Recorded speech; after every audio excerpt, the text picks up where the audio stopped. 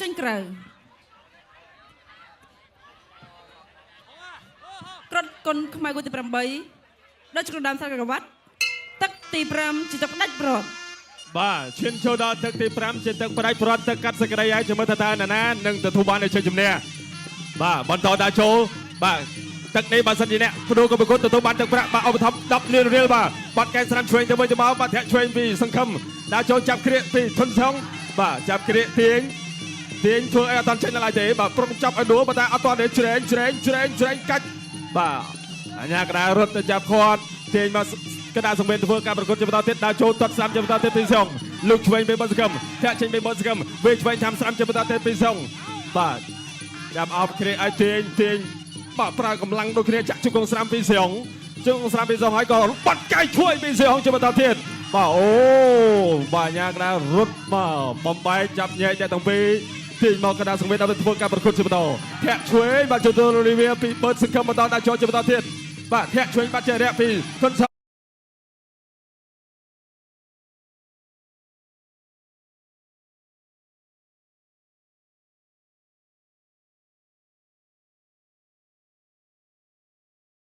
នឹងចាប់វិញឆ្វេងទៅគ្រាពីបាទធុនសងចាប់គ្រាទាញមកជាបន្តទៀតបាទទាញកាច់ឲ្យដួលទៅទាំងព្រមដួលទៅទាំងទ្វេអូយតែសារតារាលោកគ្រូញ៉ាក្រៅបាទធ្វើការប្រកួតនេះបាទគាត់រ៉ាក់រហួនលឿនបាទបន្តការប្រកួតដល់ចូ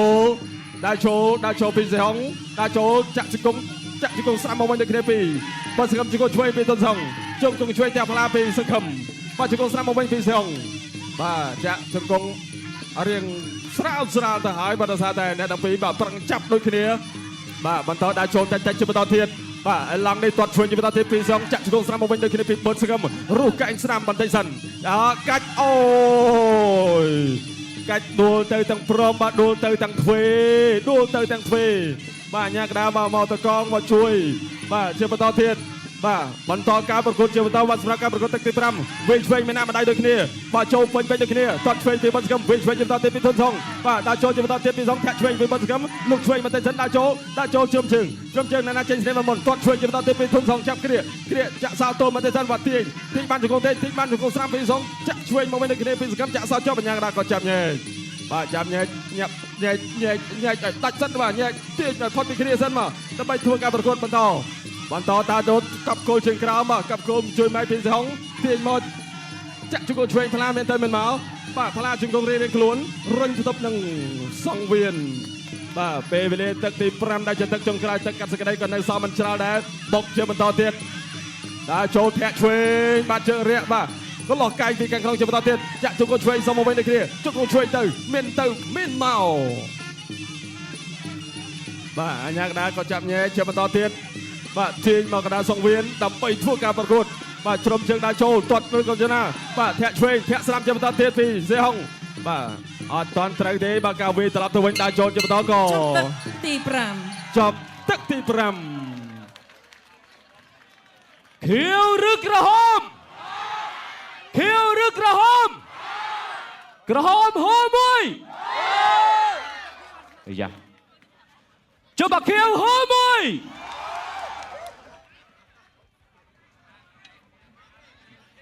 ប៉ុនគ្នាបាទ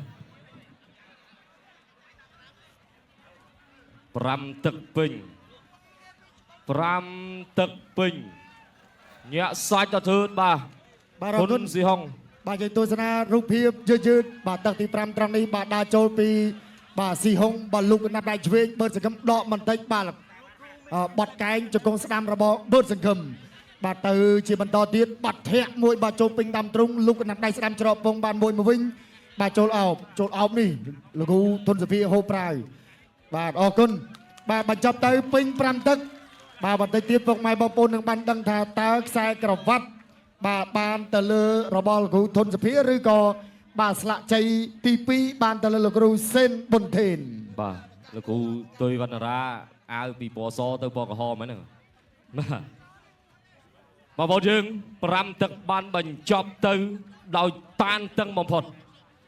ចៅក្រមទាំង5រូបក៏កំពុងដាក់បន្ទុកយ៉ាងតានតឹងដូចគ្នា លទ្ធផលយើងអត់ទាន់ដឹងថាតើនរណានឹងទទួលបានជ័យជំនះទេសូមសម្លេងហូជូនដល់គូនេះមួយម្ដងទៀតបាទក្រហមឬខៀវក្រហមឬខៀវសូមសម្លេងហូមួយទៀតបាទទីនេះបងប្អូននឹងបានស្ដាប់ការប្រកាសលទ្ធផល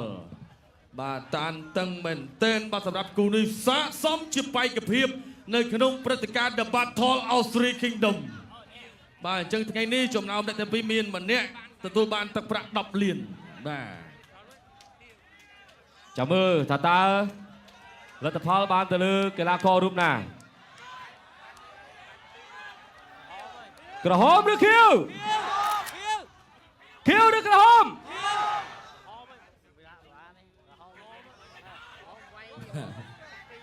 អូយបាទអរគុណមែនទែនបងប្អូនសម្រាប់ការគាំទ្រថ្ងៃនេះច្រើនលើសលប់តែម្ដងបាទច្រើនលើសលប់តែម្ដងអរគុណឥឡូវនេះលទ្ធផលនៅក្នុងដៃរបស់លោកលីហ៊ូបាទក្រហមឬខៀវបាទអរគុណបាទសូមប្រឌិតឲ្យបានស្រួលបួនបន្តិចសិនដើម្បីឲ្យកាន់តែច្បាស់បាទអារម្មណ៍ពេលនេះក៏តានតឹងដូចគ្នាបាទ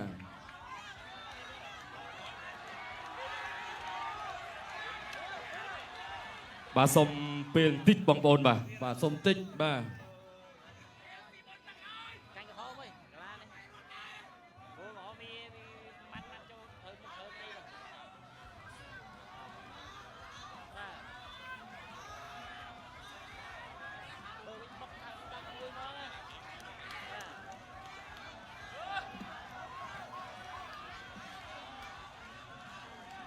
លោកលោកស្រីអ្នកកញ្ញាទូរទស្សនិកជនជាទីមេត្រីលទ្ធផលបានមកដល់ដៃយើងខ្ញុំហើយ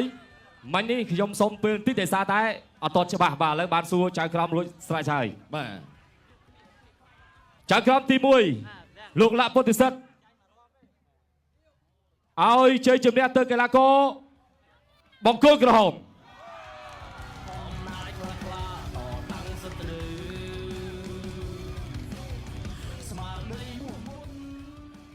ចៅក្រមទី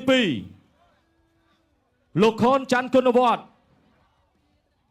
ឲ្យជ័យជំនះទៅលើកីឡាករបង្គោលខៀវ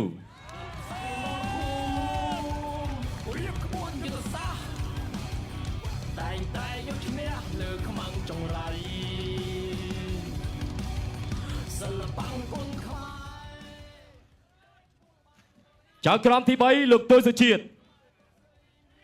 ឲ្យបន្ទុក98ទល់នឹង96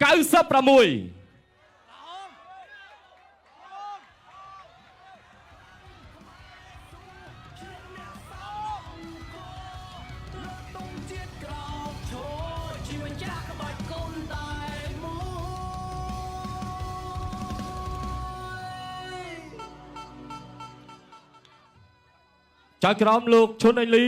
ឲ្យបន្ទុក96ទល់នឹង98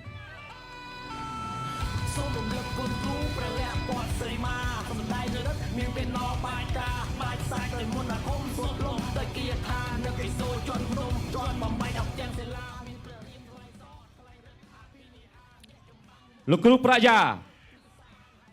ឲ្យបន្ទុក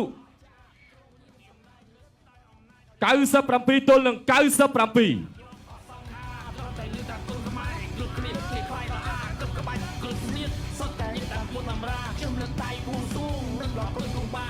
លទ្ធផលឈ្នះចាច់ដោយមិនឯកច្ឆន្ទ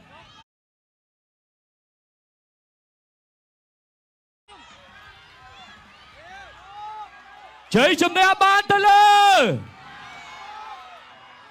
ជ័យជំនះបានទៅលើកី